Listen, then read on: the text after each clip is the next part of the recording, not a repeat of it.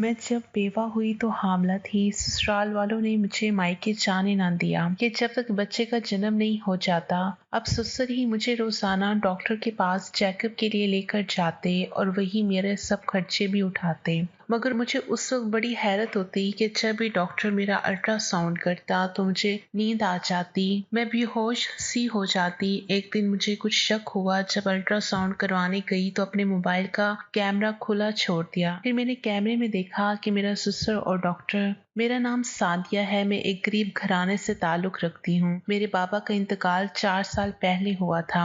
मेरी माँ ने ही मुझे पाला। मैं बहुत हसीन थी। जब मैं 20 साल की हुई तो मेरी अम्मी ने मुझसे कहा कि सादिया, तुम कॉलेज जाती हो तो आज के बाद चादर ओढ़ कर जाया करो। अम्मा ने मुझे अपनी महरून चादर थमाते हुए कहा तो मैंने मुंह बना लिया। अम्मा, मेरी कोई सहेली चादर नहीं लेती। मैंने अम्मा से कहा कि मैं चादर में कोई मासी लगूंगी। देखो सादिया बेटा, तुम्हारी दूसरी सहेलियां तुम जैसी हसीन भी तो नहीं हैं और उनके बाप भाई जिंदा हैं उनकी हिफाजत के लिए, लेकिन हमारे सर पर किसी मर्द का साया नहीं है। हमको अपनी हिफाजत खुद करनी है। तुम कॉलेज वाले दुपट्टे में कॉलेज जाती हो तो मुझे फिक्र होती है कहीं किसी की बुरी नजर ना पड़ जाए तुम पर। अम्मा ने कहा तो मैंने यूनिफॉर्म के ऊपर अम्मा की महरून चादर ओढ़ ली और आईना देखा। अम्मा ने कहा, अब ऐसा करो, चादर के पल्लू से निकाब कर लिया करो। रास्ते में महरून चादर ने तो तुम्हारे हुस्न को 4 चांद लगा दिए हैं। अम्मा ने मुझे नसीहत की तो फिर मुंह बनाकर मैंने अम्मा की तरफ देखा, लेकिन बाद में सोचा कि वो मेरे भले के लिए ही कह रही हैं। लेकिन हम अपनी जितनी चाहे हिफाजत कर लें, जो किस्मत में लिखा होता है वो होकर ही रहता है। ऐसे ही एक दिन कॉलेज जाते वक्त एक बड़ी सी गाड़ी मेरे सामने से गुजरी और बारिश की वजह से पानी जो जमा था वो टायर की वजह से मेरी यूनिफॉर्म में लग गया। मैंने उठाकर एक पत्थर जल्दी में गाड़ी को मारा गुस्से से, तो मैंने देखा कि गाड़ी वापस आ रही है। ये देख के तो मेरी जान निकल गई और अपनी इस हरकत पर मैंने अपने आप को खूब मलामत की। गाड़ी से एक इंतहाई खूबरू नौजवान बरामद हुआ जिसका लिबास और गाड़ी चीख चीख कर उसके दौलतमंद होने की गवाही दे रहे थे। ये क्या हरकत थी मोहतरमा, वो शख्स बोला तो मैं तो जैसे उसे देखकर एक लम्हे को होश से गई। वो था ही इतना खूबसूरत और लहजा ऐसा कि दिल मोहर लेने के अंदाज जैसा कि देखने को दिल चाहे। यही हाल उस नौजवान का भी था। वो भी जैसे मेरे हुस्न को देखकर गुमसा हो गया था। बस यही हमारी मुलाकात थी। फिर रोजाना वो मेरे रास्ते में खड़ा रहता, अपनी एक बड़ी सी गाड़ी से टेक लगाए। फिर एक दिन उसने मुझे रोककर इजहारे मोहब्बत कर डाला। मेरा दिल किसी बेलगाम घोड़े की मानत दौड़ने लगा। मैं उम्र की इस दौर से गुजर रही थी जिसमें मोहब्बत का एहसास हसीन लगता है।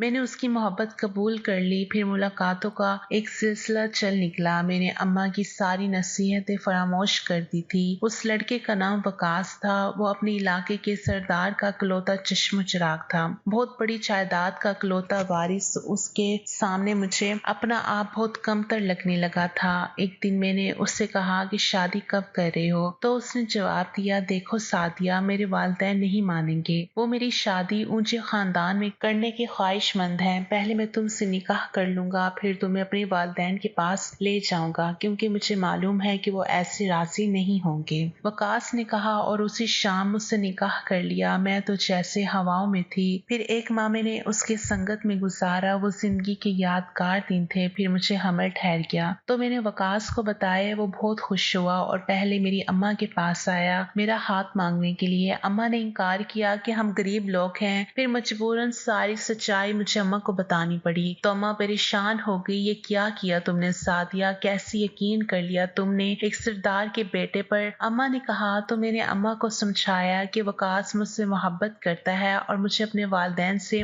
मिलवाने हवेली लेके जाना चाहता है। अपना वादा वफा करने के लिए वकास मुझे अपनी हवेली ले गया तो मुझे देखकर उसके वालिदैन ने वकास पर बहुत गुस्सा किया और कहा कि अगर इसको तुमने तलाक नहीं दी तो हम तुम्हें तमाम जायदाद से बेदखल कर देंगे। वकास परेशान हो गया। वो मुझे वापस शहर लेके आया और मुझे एक फ्लैट में रखा और कहा कि वो मरते दम तक मेरे साथ है। है, लेकिन मैं परेशान थी। फिर एक दिन वकास घर पर नहीं था तो कुछ लोग दरवाजा तोड़कर मेरे फ्लैट में दाखिल हुए और मुझे बेहोश करके अगवा कर लिया। जब मेरी आंख खुली तो मैं एक कमरे में थी और मेरे सास ससुर मेरे सामने थे। उन्होंने मुझसे कहा कि मैं वकास का पीछा छोड़ दूं वरना वो मेरी माँ को जान से मार देंगे और मेरे बच्चे को भी। मैं डर गई और मैंने उनसे वादा किया कि मैं अब वकास से नहीं मिलूंगी, बस मेरी माँ को कुछ ना हो। उन्होंने कहा कि रातों रात अपनी माँ को लेकर दूसरे शहर चली जाओ, हमने सारा बंदोबस्त कर दिया है। मैंने सोचा कि अभी अपनी माँ और अपने बच्चे की जान बचाने के लिए चली जाती हूँ, फिर वकास से राब्ता करूंगी, बल्कि वो मुझे खुद ढूंढ लेगा। हम माँ बेटी को रातों रात गायब करवा दिया गया और दूसरे शहर में हमें एक छोटा सा घर दिया गया रहने के लिए और कुछ पैसे भी। मैं बहुत उदास थी, मुझे वकास की याद आती थी। पता नहीं वो किस हाल में होगा। 2 महीने गुजर गए, मेरा वकास से राब्ता नहीं हुआ। फिर एक दिन मुझे किसी अनहोनी का एहसास हुआ, मेरा दिल बेचैन था। मैंने अम्मा से कहा कि मुझे डर है कि वकास के वालिदैन कहीं हमें मार ना दे और मेरे बच्चे को भी मारने की कोशिश करेंगे, क्योंकि इस वजह से वकास मुझे तलाश करेगा। हम माँ बेटी ने इस खौफ से कि कहीं सरदार लोग मेरे बच्चे को जान से ना मार दे, अपना बोरिया बिस्तर समेटा और वहां से चल पड़े। हम वापस अपने शहर आ गए, लेकिन एक नई जगह पर, क्योंकि ये हमारा शहर था और हम इस माहौल से वाकिफ थे, यहाँ के गलियों, बाजारों और अस्पतालों से वाकिफ थे। एक दिन सोशल मीडिया पर खबर आई जिसे देखकर मेरे पैरों तले से जमीन सिरक गई। वो खबर वकास की मौत की खबर थी। सरदार शाहनवाज का इकलौता बेटा वकास शाहनवाज एक कार हादसे में जान बहक हो गया। मेरी तो जैसे दुनिया ही लुट गई। मैं सोच रही थी वकास से राब्ता करने का, लेकिन किस्मत ने मौका नहीं दिया। मैं बेवा हो गई और मेरा बच्चा दुनिया में आने से पहले ही यतीम हो गया था। न जाने कैसे मैंने अपने आप को संभाला, क्योंकि मुझे वकास की इस निशानी को सलामती से इस दुनिया में लाना था। एक माह मजीद बीत गया। डॉक्टर ने कहा कि मैं एक बेटे की माँ बनने वाली हूँ। फिर डॉक्टर के क्लिनिक से निकलते ही मेरी नजर सरदार शाहनवाज और उसके आदमियों पर पड़ी। मैं इन्हें देखकर छुप गई। मैं समझ गई कि ये लोग मुझे मारने के लिए आए हैं। इन्होंने मुझे देख लिया और मेरा पीछा किया, लेकिन रश इतना था और मैं उसी रश का फायदा उठाते हुए वहां से भाग गई। रक्शे में अब मैं और अम्मा परेशान थे। हम ठिकाना बदलने का सोच ही रहे थे कि एक बार फिर से सरदार शाहनवाज के आदमी आए और मुझे अगवा करके ले गए, लेकिन इस बार मुझे बेहोश नहीं किया था, बल्कि मुझे बहुत आराम से ले गए। इनके साथ 2 खवातीन भी थी। मैं बहुत खौफजदा थी कि मेरे साथ क्या सलूक होगा। काफी लंबा सफर करने के बाद मुझे एहसास हुआ कि ये तो वही हवेली है जहाँ पहले वकास मुझे लाया था।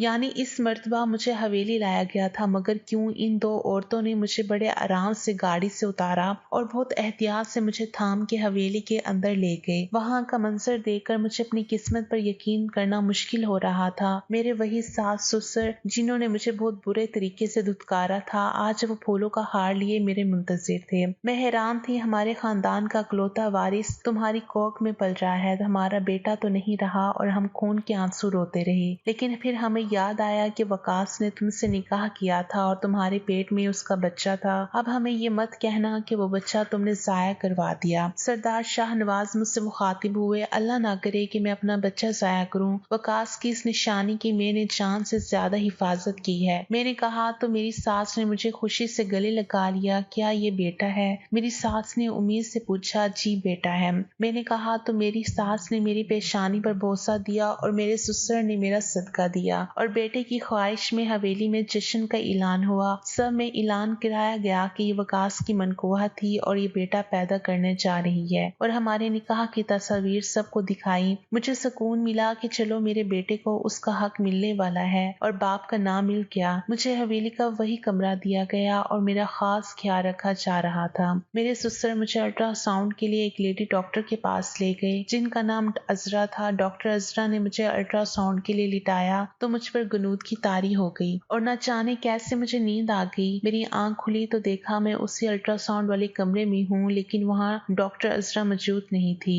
मैं हैरान थी कि मुझे नींद कैसे आ गई। हाँ, लेकिन हमल के दौरान खवातीन को नींद ज्यादा आती है और अचानक बैठे बैठे ही आती है। शायद मुझे भी इसी वजह से आ गई हो, क्योंकि पहले भी ऐसे ही बैठे बैठे मेरी कई बार आंख लग गई थी, लेकिन वो हमल के शुरू के दिन थे। अब ऐसा होना मेरी समझ से बाहर था। मैं आंखें मलते हुए अल्ट्रासाउंड वाले कमरे से बाहर आई तो देखा मेरे ससुर वहाँ बैठे हुए थे। मुझे देखकर वो खड़े हो गए और खुशी से झूमने लगे। वो यही तस्दीक करना चाहते थे कि वाकई बेटा है या मैं झूठ बोल रही थी। इन्हें यकीन आ गया था कि बेटा ही है, तो उन्होंने ढेर सारे पैसे निकाले अपनी जेब से और मेरे सर पर वारने लगे। फिर बाहर आकर सब गरीबों में तकसीम कर दिए। अब मेरे ससुर मुझे हर 15 दिन बाद अल्ट्रासाउंड करवाने के लिए लेकर आने लगे। लेकिन अजीब बात ये थी कि जब भी ससुर मुझे अल्ट्रासाउंड के लिए लेके आते तो मुझे नींद आ जाती, और अब मुझे थोड़ा सा शक होने लगा था कि मुझे मेरे ससुर उसी डॉक्टर के पास क्यों लाते हैं और मैं यहाँ आकर सो क्यों जाती हूँ। मैंने इनसे कहा कि मुझे किसी और डॉक्टर से इलाज करवाना है, तो मेरे ससुर का रंग फक हो गया। मेरी बात सुनकर उन्होंने मुझे कहा कि इसकी कोई जरूरत नहीं है, ये डॉक्टर साहिबा बरसों से हमारा इलाज कर रही हैं और इन्हीं से मेरा इलाज होगा। मेरे ससुर की इस बात ने मुझे मजीद शक में मुब्तला कर दिया था कि दाल में जरूर कुछ काला है। अगली मर्तबा जब मेरे ससुर मुझे अल्ट्रासाउंड के लिए डॉक्टर साहिबा के पास लेके गए तो मैंने सोचा कि मोबाइल में वीडियो ऑन करके देखूंगी कि मेरे सो जाने के बाद आखिर अल्ट्रासाउंड वाले कमरे में होता क्या है और मुझे नींद क्यों आती है और मेरे ससुर का क्या राज है जो मुझसे पोशीदा है। इसी मकसद के लिए जब मैं अल्ट्रासाउंड रूम में गई तो मैंने अपने मोबाइल का कैमरा ऑन करके कोने में रख दिया। डॉक्टर अजरा की नजरों से छुपकर फिर मुझ पर गनूद की तारी होने लगी और मैं फिर से सो गई। जब मेरी आंख खुली तो वही मंजर था जो डॉक्टर अजरा कहीं भी मौजूद नहीं थी और मेरे ससुर बाहर बैठे हुए थे। मैंने वीडियो देखे बगैर ही मोबाइल अपने पर्स में डाल दिया। सोचा कि मैं घर जाकर वीडियो देखूंगी सुकून से, लेकिन जैसे ही घर आकर कमरा लॉक किया और वीडियो देखने लगी तो वीडियो में जो मुझे नजर आया उसे देखकर मेरे पैरों तले से जमीन सरक गई और सर पर आसमान गिर गया। मुझे अपनी बसीरतों पर यकीन नहीं आ रहा था कि जो मैंने इस वीडियो में देखा वो सच था या मेरी नजर का धोखा था। मेरा जहन इस बात को कबूल करने के लिए तैयार नहीं था कि वीडियो में जो नजर आ रहा था वो हकीकत थी। भला ऐसे कैसे हो सकता था। मैंने वीडियो बार बार देखी और मैं तकरीबन सारी रात वीडियो देखती रही, यहाँ तक कि सुबह हो गई। मुझे सारी रात नींद नहीं आई। मैं वीडियो पर यकीन करने की कोशिश कर रही थी लेकिन मेरा जहन काम नहीं कर रहा था। वीडियो की आवाज बहुत कम थी लेकिन जो मंजर मेरे सामने था उसको जुटलाना भी मुश्किल था और इस पर यकीन करना तो नामुमकिन था। मैं सोच रही थी कि क्या मेरे ससुर को इसके बारे में पता है कि इनके बाहर बैठे रहने के बाद अल्ट्रासाउंड वाले कमरे में क्या होता है और कौन कौन आता है। मेरे सो जाने के बाद जो कुछ भी होता है या तो इसमें मेरे ससुर का बराबर का हाथ है या मेरे ससुर बिल्कुल ला इल्म है सारे मामले से। मैं अब दिन गिन रही थी कि कब मैं डॉक्टर अजरा के पास जाऊं। उस दौरान मैंने कई बार बहाना बनाकर अल्ट्रासाउंड के लिए जाने की जिद की लेकिन मेरी सास ने सख्ती से मना कर दिया और मुझे कमरे से बाहर कदम तक ना रखने दिया। मैंने कहा मेरे पेट में दर्द हो रहा है तो वो कहने लगी कि तुम्हारा वहम है, बार बार अल्ट्रासाउंड से करवाना सही नहीं है। मैं तुम्हें जब तुम्हारे ससुर के साथ भेजूंगी तब तुम चेकअप आराम से करवा लेना। मेरी सास जब ये बोल रही थी तो मैंने इसके चेहरे के तासुरात देखने चाहे कि इसे कितना हकीकत का इल्म है और कितना नहीं। बड़ी मुश्किल से दोबारा अल्ट्रासाउंड का वक्त आया तो मेरा दिल जोर जोर से धड़का। मैंने बहुत कोशिश की मुझ पर गनूद की तारी ना हो लेकिन मेरा खुद पर बस नहीं था और फिर से मैं सो गई। आज भी मैंने कैमरा रिकॉर्डिंग पर लगाया हुआ था और वही मंजर मेरे सामने था जो मैंने पिछली बार देखा था, लेकिन मसला ये था कि मुझे आवाजें ठीक से सुना ही नहीं दे रही थी। मैंने इस राज को अपने सीने में दफन कर लिया और किसी से कुछ नहीं कहा। अगली मर्तबा जब मैं गई तो मैंने शुरू में ही डॉक्टर अजरा को बता दिया और उनसे कहा कि मुझे सब मालूम हो गया है, क्या मेरे सो जाने के बाद बंद कमरे में क्या करती हैं और कौन कौन आता है कैमरे में, मैंने सब देख लिया है। मेरी बात सुनकर डॉक्टर का रंग उड़ गया। वो एक लम्हे को तो कुछ बोल ही ना सकी। फिर मुझे कहा कि ऐसा कुछ नहीं है, जरूर तुम्हारा वहम है, ये कैसे हो सकता है, ये एक नामुमकिन बात है जो मैं कह रही हूँ। जब डॉक्टर अजरा साफ मुकर गई तो मैंने अपना मोबाइल उठाया और सारी वीडियो इन्हें दिखाई। वीडियो देखकर डॉक्टर अजरा तो जैसे हवास बाख्ता हो गई। इन्होंने कुछ कहने के लिए लब खोले तो मेरे ससुर अंदर आ गए। मेरे ससुर को देखकर डॉक्टर अजरा कुछ बोल ना सकी और उन्होंने आंखों के इशारे से मुझे भी खामोश रहने का कहा। उस दिन मुझे नींद नहीं आई। नींद क्यों आती थी ये वजह भी मैं जान गई थी। मुझे नींद आती नहीं थी बल्कि मुझे जानबूझकर सुलाया जाता था। इंजेक्शन के जरिए मुझसे कहा जाता था कि वो इंजेक्शन हर 15 दिन बाद लगना जरूरी है।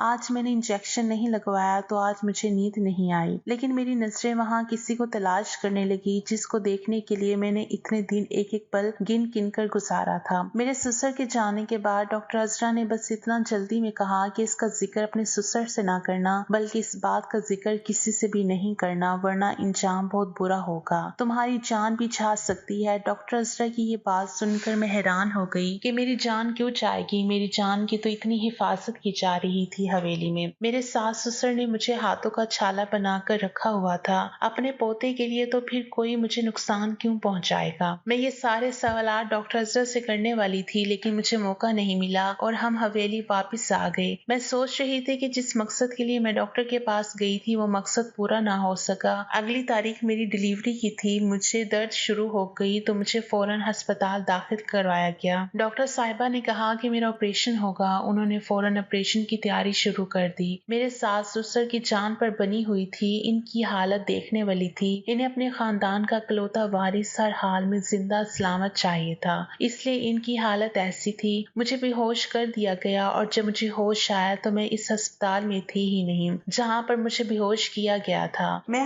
ہسپتال نہیں بلکہ ایک چھوٹے سے کلینک میں تھی اور وہ کمرہ خالی تھا اور وہاں پر کوئی بھی نہیں تھا اور میرا بچہ بھی مجھے نظر نہیں آ رہا تھا، لیکن درد کی وجہ سے میں تکلیف میں تھی اور درد کی وجہ سے میرا ذہن کچھ بھی سوچنے سے قاصر تھا۔ اس وقت تھوڑی دیر بعد کوئی اندر داخل ہوا تو اسے دیکھ کر میری جان میں جان آئی، یعنی کہ میرے آنکھوں دیکھا سچ ہی نکلا۔ میری آنکھوں نے جو منظر دیکھا تھا وہ دھوکہ نہیں تھا بلکہ وہ حقیقت تھی۔ سامنے کوئی اور نہیں، میرا شوہر وقاص کھڑا تھا۔ وہ آہستہ سے چلتا ہوا میرے قریب آیا اور میرے بالوں کو سلہانے لگا۔ وقاص تم زندہ ہو؟ میں نے بے یقینی سے سوال کیا۔ ہاں میں زندہ ہوں اور تمہارے لیے ہی زندہ ہوں، وہ محبت سے بولا۔ پھر وہ تمہارے مرنے کی خبر؟ میں نے پوچھا۔ میرے مرنے کی خبر میں نے خود جان بوجھ کر پھیلائی تھی، یہ سب میری پلاننگ تھی تمہاری اور اپنے بچے کی جان بچانے کے لیے۔ میں نے تمہیں بہت ڈھونڈا، پھر مجھے معلوم ہوا کہ بابا سائی نے تمہیں اغوا کروا لیا ہے اور وہ تمہیں جان سے مار دینا چاہتے ہیں اور میرے بچے کو بھی۔ یہ سن کر میرا دل کٹ کر رہ گیا تھا۔ میرے ماں باپ میری محبت کو قتل کر دینا چاہتے ہیں۔ بات صرف محبت کی نہیں تھی، وہ ایک مظلوم اور یتیم لڑکی کی جان لینا چاہتے تھے۔ جان کسی کی بھی ہو قیمتی ہوتی ہے، کیسے کوئی انسان کسی کو مارنے کا سوچ سکتا ہے اپنے مقصد کے لیے؟ یہ بات معلوم ہونے کے بعد میرا دل میرے والد سے اٹھ گیا۔ میں تو درختوں سے سبز پتے بھی نہیں توڑتا ہوں کہ ان میں بھی اللہ تعالیٰ نے زندگی رکھی ہوئی ہے، وہ بھی سانس لیتے ہیں، سبز پتوں کے اندر بھی زندگی ہے جب تک کہ وہ قدرتی کاریگر سے خود خوش ہو کر گر نہ پڑے۔ اور میرے ماں باپ ایک مظلوم لڑکی کو جان سے مار دینا چاہتے تھے، لڑکی بھی وہ جو میری محبت تھی اور میرے بچے کی ماں بننے والی تھی۔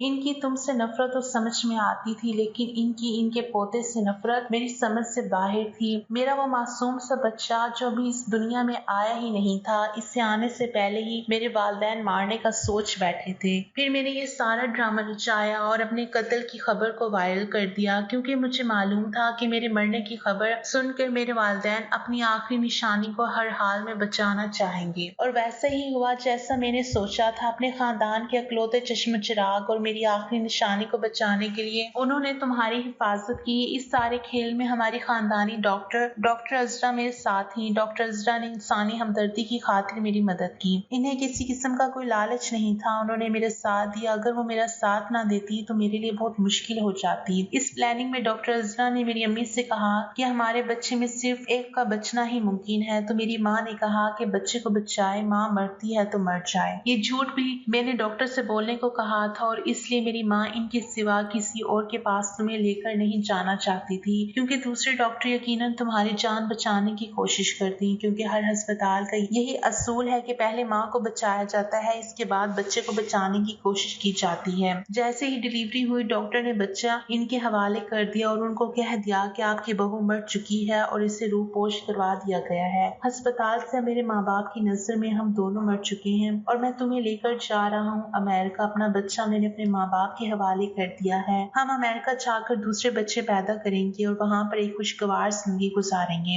میرا میرے قاتل والدین سے قسم کا کوئی تعلق نہیں ہے۔ وقاص کی زبانی ساری سچائی سننے کے بعد میں حیران ہو گئی کہ یہ شخص مجھ سے اتنی محبت کرتا ہے اور میں خود کو خوش قسمت سمجھ رہی تھی، لیکن میں نے اسے شکوہ کیا کہ اس کے بغیر یہ وقت میرا بہت اذیت سے گزرا ہے، اس کی یاد میں اور اس کا بچہ بچانے کی خاطر میں روتی بھی نہیں ٹھیک سے، کہیں تمہاری آخری نشانی بھی ختم نہ ہو جائے۔ تمہاری نشانی کو صحیح دنیا میں لانے کے لیے میں نے اپنے آنسوؤں پر بھی قابو کیے رکھا۔ وقاص نے کہا کہ جو ہوا اسے بھول جاؤ۔ وہ مجھے لے کر اپنے گھر آ گیا جو اس نے خفیہ طور پر لے رکھا تھا، لیکن میں نے اس کی منتیں کی کہ اس کے والدین کو اس کی ضرورت ہے، اس غم میں وہ نڈھال تھے۔ میں نے ان کی حالت हालत खुद देखी है और इसके बच्चे को बचाने के लिए उन्होंने कितने जतन किए थे। मैंने इससे कहा कि वो अपने वालिदैन को माफ कर दे, लेकिन वो किसी सूरत नहीं माना। मजबूरन मुझे अपने ससुर को फोन करना पड़ा। वकास से छुपकर मैंने फोन पर ही मेरे ससुर को बताया कि वकास जिंदा है, इसने ये सारी प्लानिंग की थी और वो मुझे अमेरिका लेकर जाना चाह रहा है, लेकिन मैं आपसे आपकी औलाद को जुदा नहीं करना चाहती हूँ, इसलिए आपको बता रही हूँ आप लोग यहाँ आ जाएं। वकास से माफी मांगकर उसको राजी करें। मेरे सास ससुर फौरन दौड़े चले आए। इन्हें मेरी बात का यकीन नहीं आ रहा था। मेरे बताए हुए पते पर वो लोग आ गए और अपनी आंखों से अपने बेटे को जिंदा सलामत देखकर इनकी खुशी का कोई ठिकाना नहीं था। उन्होंने वकास से माफी मांगी और मेरा शुक्रिया अदा किया कि मैंने इनके बेटे को इनसे दोबारा मिला दिया। इनका बेटा तो इनसे मिलना भी नहीं चाहता था। मेरे सास ससुर ने मुझे कबूल कर लिया और मुझे बेहद मोहब्बत देने लगे। मैंने इनको सारी सच्चाई बता दी। इसकी वजह से मेरी कदर इनकी नजरों में बढ़ गई और आज मैं इनके साथ इस हवेली में खुशगवार जिंदगी गुजार रही हूँ। कहते हैं खुदा के घर देर है अंधेर नहीं, और सब्र का फल मीठा होता है, बल्कि बहुत ज्यादा मीठा होता है। नाज़रीन, ये थी हमारी आज की कहानी। वीडियो अगर अच्छी लगी तो लाइक और शेयर जरूर कर दीजिएगा और मेरे चैनल को जरूर सब्सक्राइब कर दीजिएगा ताकि हर आने वाली वीडियो को नोटिफिकेशन पर वक्त आपको मिलता रहे। शुक्रिया। अल्लाह हाफिज।